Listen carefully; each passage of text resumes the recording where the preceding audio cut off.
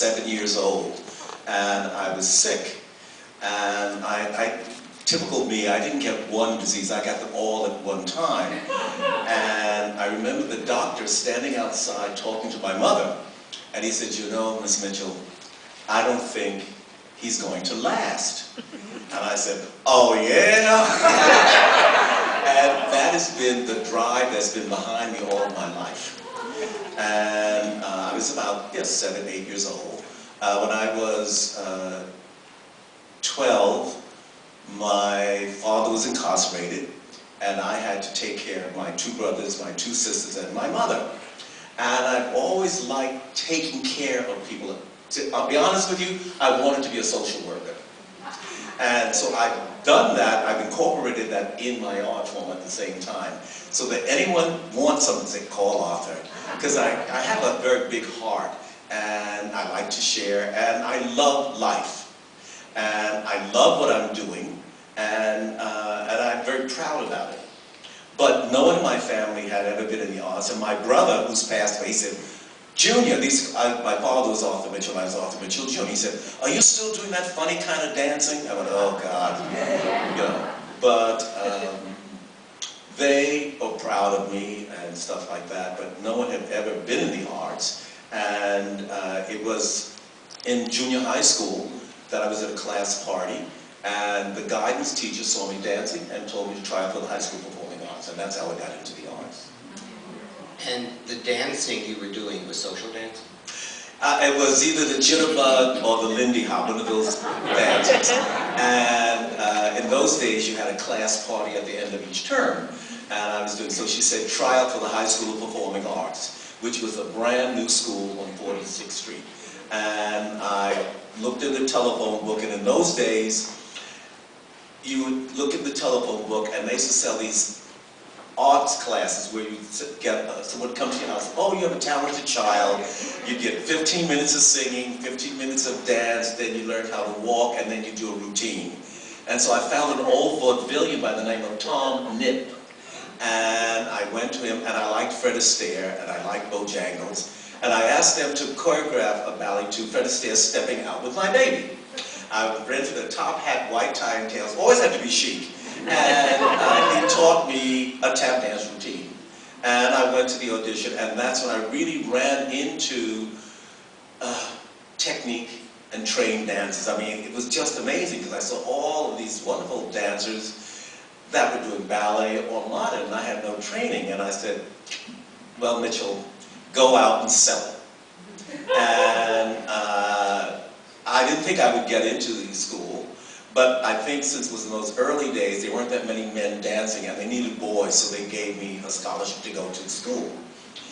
And I was very tight, and they said, he'll never be a dancer. And I said, oh yeah. And I went upstairs into the studio on 46th Street, and I stretched so much that I ripped all my stomach muscles out. And they called the hospital, they took me to the hospital and stuff like that. But that is that kind of grit and that kind of determination that I've got about everything that I want to do. And I didn't like ballet. I was doing mostly jazz, tap, and modern. And I worked with Pearl Lang, Shirley Broughton, Morton Feldman composed for me. I mean, I worked with everyone. And Sid Cherise's sister was teaching them, Nanette Cherise, and she kept saying, you should be a ballet dancer. I said, me? Ballet? No. And Lincoln Kirsty was on the adjudicating committee. And he saw me at the High School Performing Arts. And he saw me doing a solo called, it was Bella Bartok's music, it was called Whale. You know, when you're young, you want to suffer. So I had all this suffering, and they offered me a scholarship to the School of American Ballet. And Whale was choreographed by you? Yes, it was choreographed by myself. And your lack of enthusiasm for ballet at this point was from looking into ballet classes, was from seeing ballet on film? What ballet had you seen that you didn't like? Well, actually, it's not so much, how can I put it this way?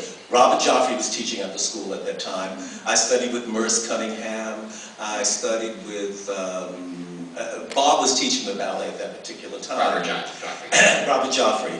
And I remember one day I was sitting in the studio, and this girl, her name was Felicia Weathers, and she got on point, and she started blurring, and I said, geez, that is beautiful. She was just gliding across the floor, and I said, that's wonderful.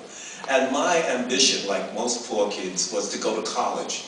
And I'd won a scholarship to Bennington College, which was an all-girls school, and I was the first male to win a scholarship there. And being typical Mitchell, I said, oh, I'll have my little group. And I won the scholarship to the School of American Ballet.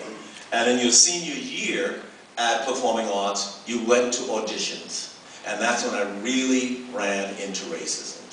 And I would go and I would audition. And I knew I was the best dancer, but I couldn't get the job. And there were auditions for what kinds of things? My Darling Aida. And I would go for everything. And then, remember shows on television? Yes. Sid Caesar and Imogene Coca. And I went to the audition. And I'm not religious, but I'm very spiritual. I always pray. And I said, the hand of God is on me today. I'm going to really sell it. I'm going to do it. And I went. And Ron Alexander was the choreographer. And he called me over. He said, you know, Arthur, that was the most phenomenal audition I've ever seen in New York City. But unfortunately, I can't use you. I can't put a black boy on nationwide television dancing. I said, I understand, but thank you very much. And I went home and I started feeling it. And about a year later, my telephone rang, and it was Rod Alexander. He was doing the show Shinbone Alley with Eartha Kitt.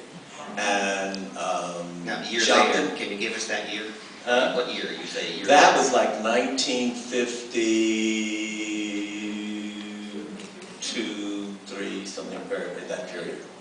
And he said, do you remember me? I said, yes. He said, I need an assistant to work with me on the Broadway show because we're working with Eartha Kitt. And I said, fine. And so Jacques Demois was in the show. He did a wonderful part with Allegra Kent. And I was fascinated with, I wanted to be evil, I wanted to stick with this. And Kitty and I became very, very good friends. And when the show closed, we had a nightclub act together. And we toured, but it was all of those things that I had in my mind that I wanted to do Broadway. I wanted to go to Hollywood. I really wasn't thinking about being in the classical, to be a classical dancer. And so I took the scholarship, and that's how my life changed. It was Lincoln Kurtz who came up to me, actually. So the scholarship was offered, as was the Bennington one, during your senior year of high school performing arts. Now, in addition to the racism you experienced, did you experience the sexism that many men have trying to be in dance? Did you have to hide your dance clothes to go to a dance class and say you're going to baseball? Or did any of that affect you? Well, my family was one of the first families to move up on Sugar Hill. My father was a janitor. And we were the rebels. That was my gang. And then when we got to about 15, we became the Hilltop Lovers. And I had a jacket, my name. I know, which no one believes. Could you be in the hood, but I was. And that's how I survived, in a sense. But I always knew I wanted something else. I wanted to do more. I always wanted to know what was around the corner. And the Performing Arts High School opened my eyes to all of that. And I remember distinctly the racism, and I have conversations with myself. And I said, now Mitchell, you have a choice of two things. You can sit down and say because you're black you're not going to get it, or you can show them that against all odds you can make it. What can you do that will make you so good that people would have to use you regardless of your skin color? I could do jazz, I could do tap, I could do modern. I said, get the classical ballet. That will make you unique. So I accepted the scholarship to the School of American Ballet. And the temptation to go to Bennington, which was primarily modern dance, right. Was it at all strong? Did you think maybe that's more flexible or opportunity because you were starting ballet late, or that didn't? Well, it was due to the fact that I had been doing mostly modern. I worked with Natanya Newman, Pearl.